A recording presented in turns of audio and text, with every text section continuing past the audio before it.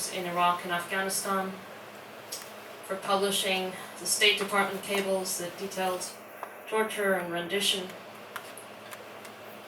for the Guantanamo Bay files, and also for publishing the rules of engagement, which was part of the collateral murder video. The rules of engagement are the US military's rules about when you can kill people.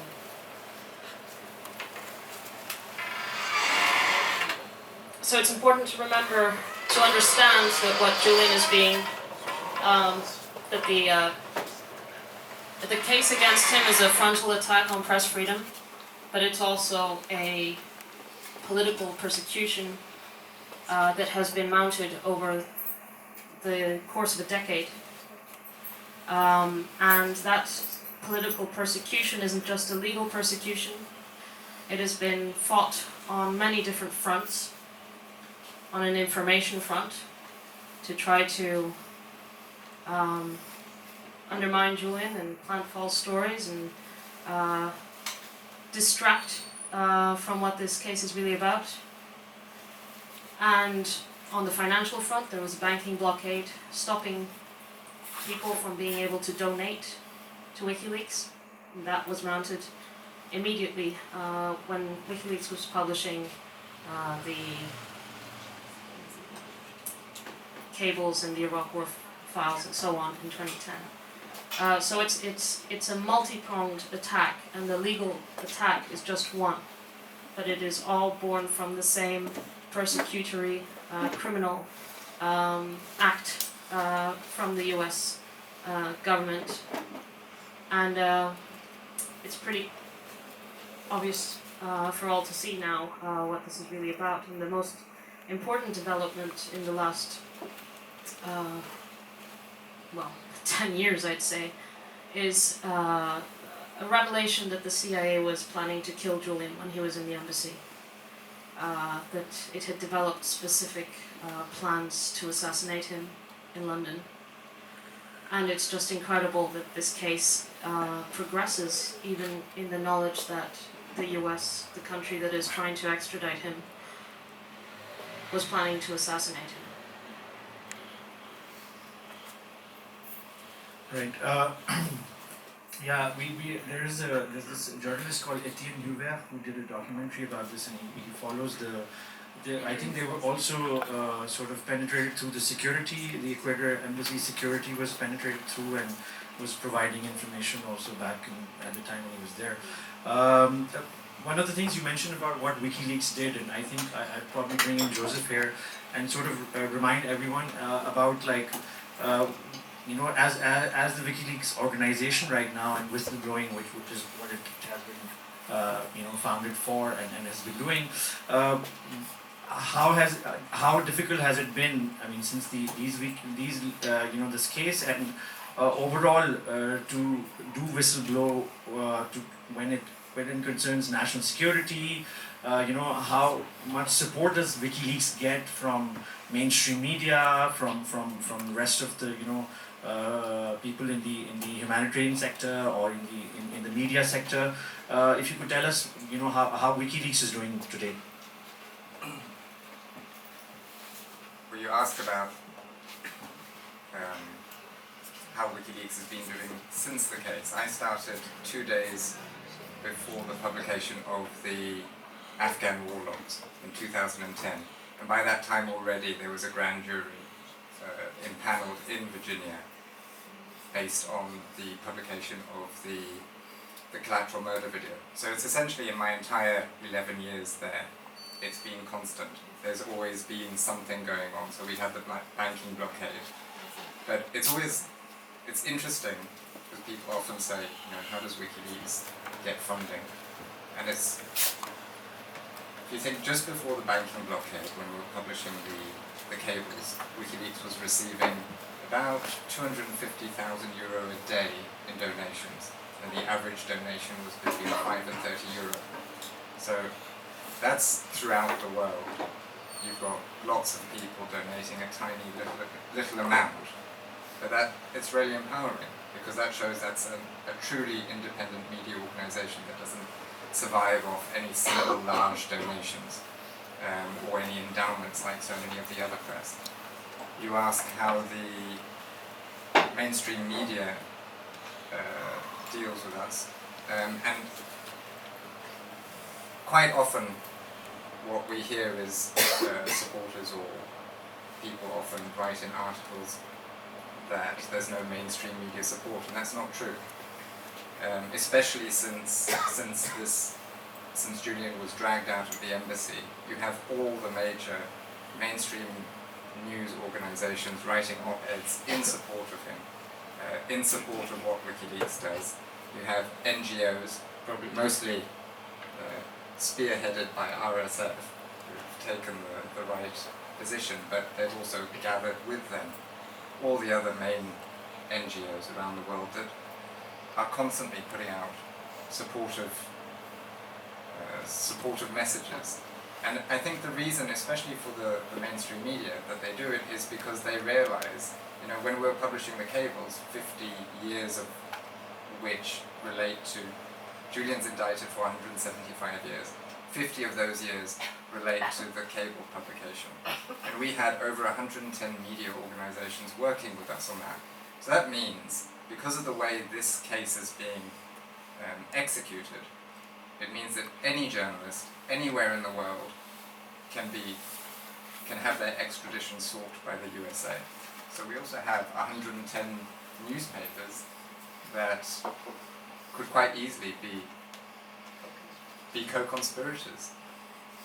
I can't remember the other questions. Whistleblowing, national security, how does that work today? Well, I don't think the reason that they're doing this is clearly to create a chilling effect. And we won't know. We won't know how many stories have not come forward, because it's a theoretical.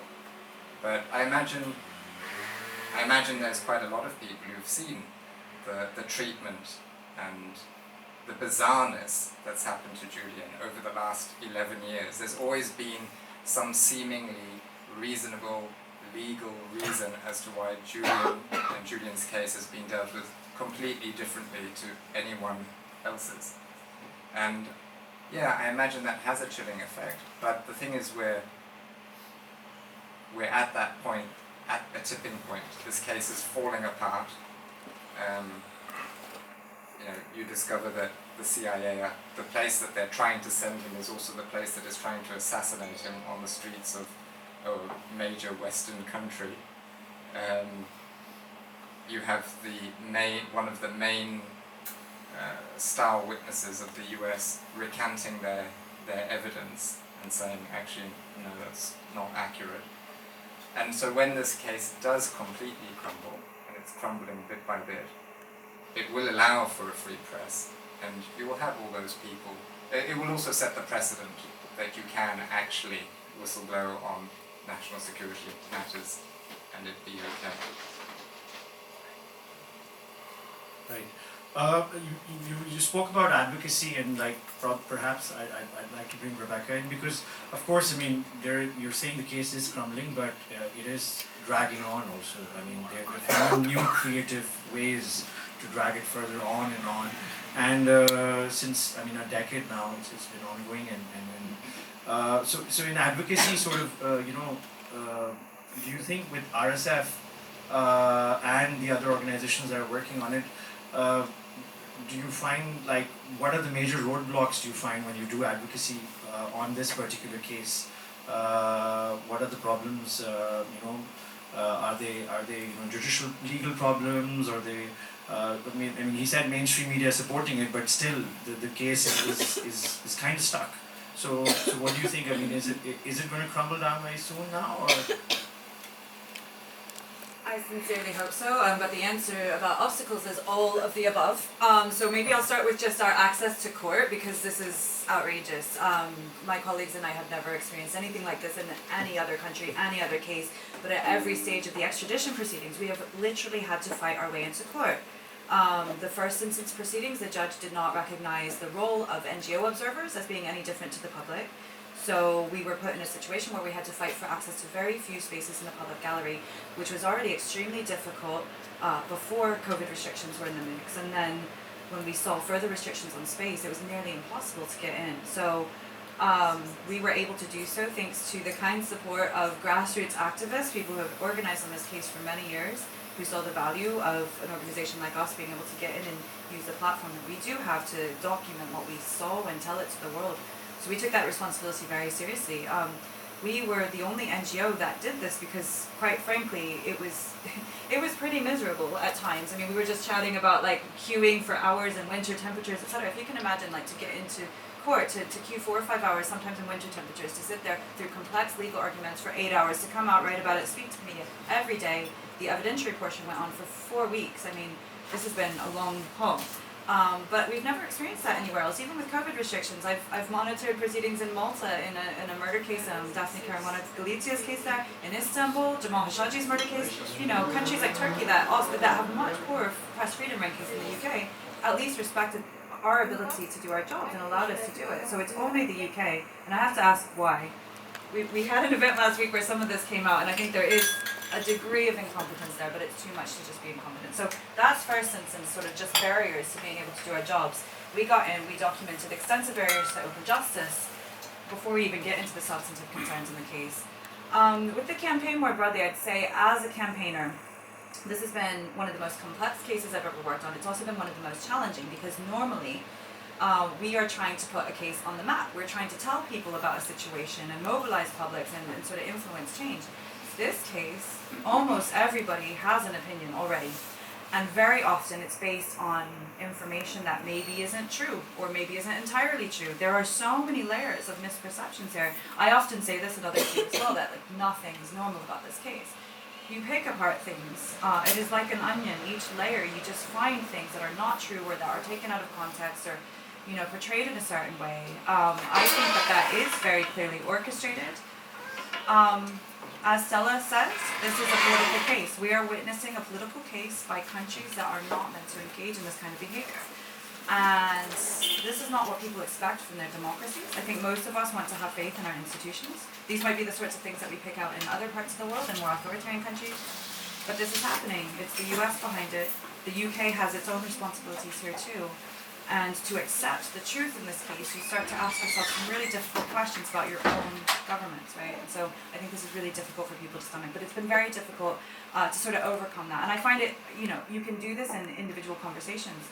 Usually if I encounter a critic now, and there are fewer and fewer as we go, so things have really changed over the last 21 months since the extradition proceedings began. But if you find somebody who's critical, if they'll talk to you about it, I almost always find you can convince somebody in about 10 minutes because they do believe things that aren't true or they hadn't considered the implications.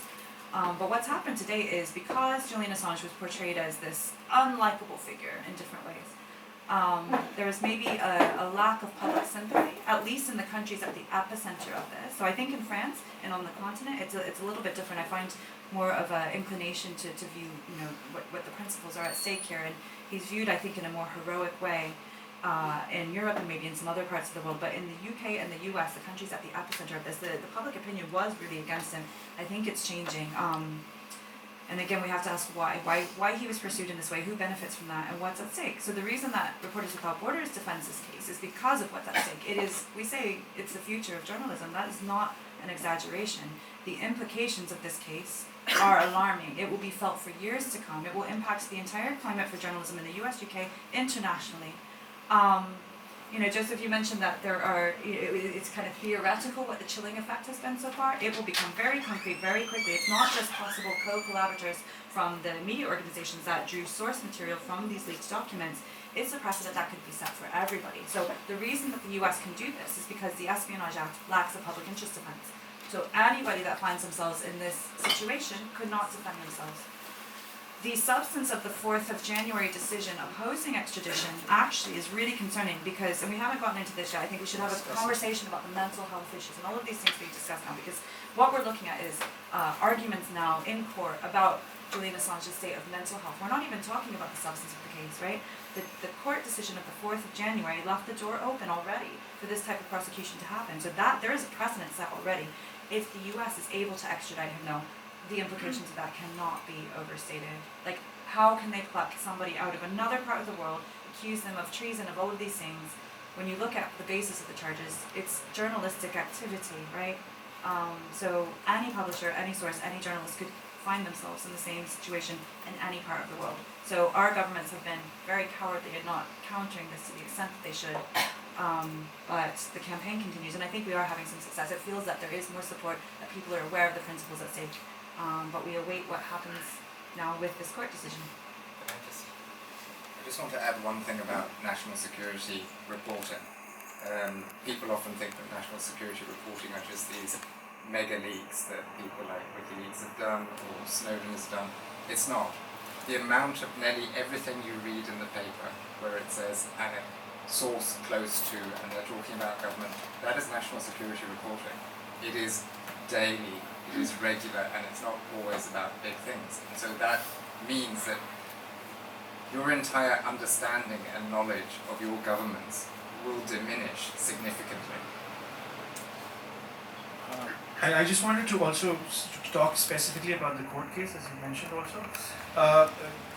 When this bail was denied, and so you're following it from a legal perspective, like, I was wondering this, that, the judiciary is independent in the UK, or it's supposed to be, right? And so is like, I mean, I'm like, I come from Pakistan, so where, the judiciary is very compromised, and, people make calls and stuff, and say, do this or don't do this. So, I mean, do you think at the back end, like, there is like political consideration happening, the judiciary is being influenced, and that's why they denied the bail and they've been dragging this on? I mean, does that feel that, or the judge is actually like convinced that this is like a national security issue, and like, or is there any pressures that we can't see? There are certainly pressures that we can't see, but I have to be a little bit careful with what I say. This is the Dissident. There are some stats actually about a poll that was taken of the UK judiciary. I'm bad with numbers, but I can't remember the exact stats, but a majority of the judges had at some point been leaned on, and it was an anonymous poll. That's the reality. There is no judiciary exists in a system. It's very obvious that it's a case that the judges come into with a lot of established ideas. It comes out in small comments that they make, or in judgments that cite things that weren't discussed in court.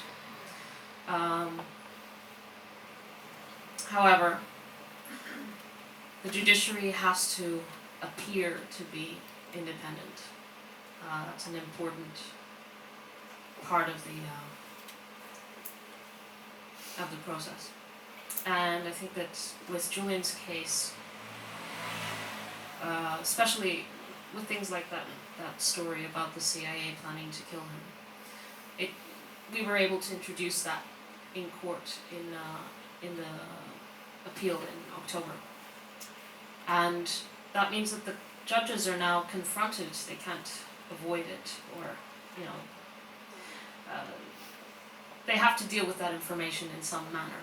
That the country that is attempting to extradite Julian had plans to kill him. So there's this bigger picture now that the UK courts,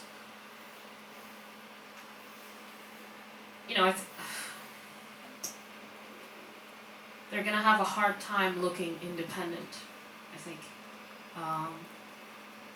I'm not saying that they're incapable of ordering his extradition. I'm just saying that if you order the extradition of a journalist to the country that attempted to kill him, you're not an independent court.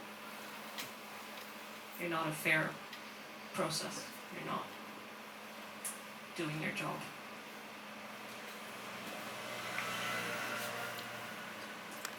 Right. So maybe anyone of you can answer this, but so now we're just perhaps the last court hearing, what happened at that, and And so what are we waiting for now from the judiciary? And there's going to be perhaps another appeal that the Americans can do, or is that like an option right now?